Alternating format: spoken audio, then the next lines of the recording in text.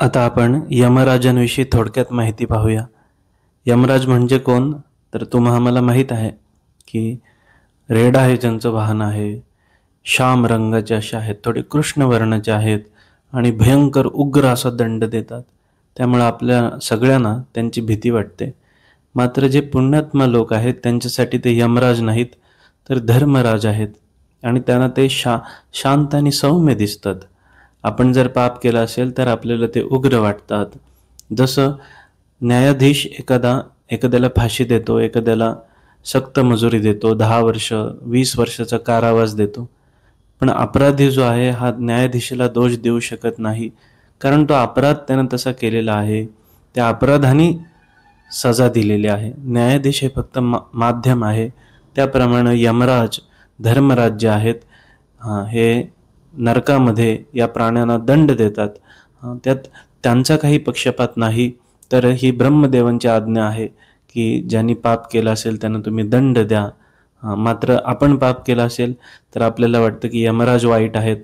तसं असतं तर त्यांना भागवताच्या जे 12 आचार्य आहेत त्यामध्ये यमराजांचं नाव येतं. भागवत म्हणजे काय? तर भगवान विष्णूंचं रहस्य जाणणारे जे 12 लोक आहेत याच्यामध्ये एक यमराज आहेत. म्हणजे आपण समजतो ते तसं नाहीत. आपण पाप केलेलं असतं, आपल्याला भीती वाटते, घाबरतो, म्हणून आपण त्यांना उग्रदंड आणि भयंकर समजतो. पण जे पुण्यात्मा आहेत हे त्यांना सौम्यच समजतात, त्यांना धर्मराज समजतात. जिथे धर्म चालतो, पुण्य चालतं, कथा कीर्तन नामघोष चालतो, तिथे यमाच्या दूतांना सत्ता नाही. हा उपदेश यमधर्म भागवतामध्ये त्यांच्या दूतांना करतात. श्री संत तुकाराम महाराज म्हणतात, यमधर्म सांगे दूता, तुम्हा नाही तेथे सत्ता, जेथ होय हरिकथा सदा घोष नामाचा. जिथे सतत नामस्मरण चालतं तिथे आपल्याला सत्ता नाही.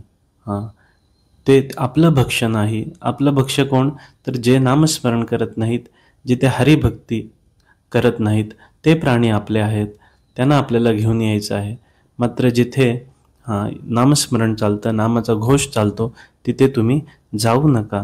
नका जाऊ तया गावा, नामधारकाच्या शिवा, सुदर्शन यावा घरटी फिरे भोवती.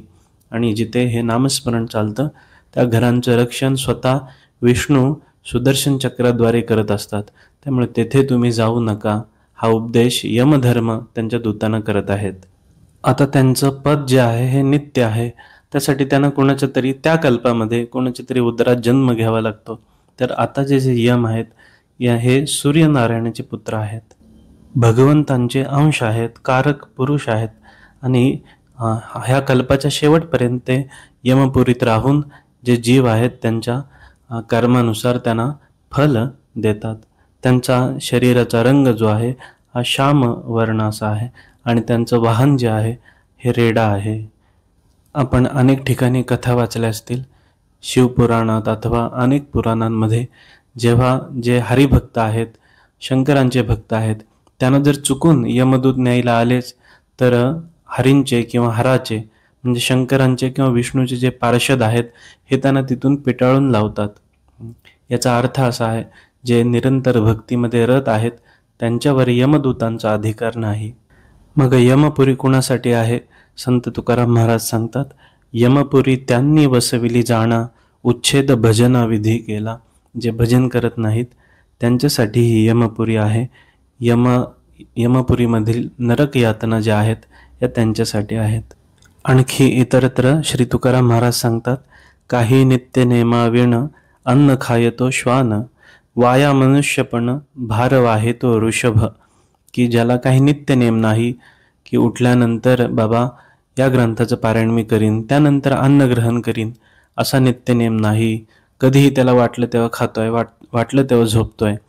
तर हा जो नित्य नेम नाही तो यमाचा आंदण आहे. श्री संत तुकाराम महाराज म्हणतात तो यमाचं गिराईक आहे. अजून कोण आहे?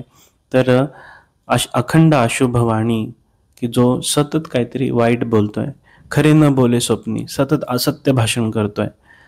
पापी तयाहुनी अनिक नाही दुसरा, तो पापी आहे. अजून कोण काय करतो? पोटपोसी एकला, भूती दया नाही ज्याला. फक्त स्वतःच्या स्वार्थासाठी स्वतःचे भोग विषय किंवा स्वतःचंच पोट भरेल यासाठीच जो काम करतो, ज्याला भूतदया नाही, हा सुद्धा यमाचा आंदण आहे. अजून कोण आहे? पाठी लागे आल्या अतिताचे द्वारेशी. एखादा भुकेला जर आपल्या दारी आला तर त्याला तो हाकलून लावतो, त्याला भोजन देत नाही, पाणी देत नाही. हे सुद्धा यमाचं गिऱ्हाईक आहे, असं संत तुकाराम महाराज सांगतात. आणि मग यापासून मुक्ती असेल तर काय करा? तर नामस्मरण करा, तर यमाचे दूतही तुम्हाला शरणागत होतील. नाम साराचे हे सार, शरणागत यमकिंकर.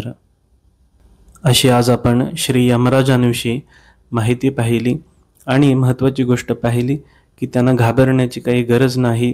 जर आपण काही गुन्हाच केला नसेल तर आपण जजच्या समोर, न्यायाधीश जो आहे त्याच्यासमोर जाणारच नाही. तसंच यमराज आहेत, जो पुण्यात्मा आहे त्याला हे धर्मराजाच्या रूपात दिसतात, अतिशय सौम्य असे दिसतात. त्यामुळे हे जे पाप पुण्य आहे, वासना आहेत, कर्म आहेत, या सगळ्याचा विवेकानं आपण विचार केला पाहिजे. त्यावेळी आपल्याला ते सौम्य वाटायला लागतील. त्यांच्या कृपेनं आपण त्यांच्याविषयी ही थोडीशी माहिती पाहिली.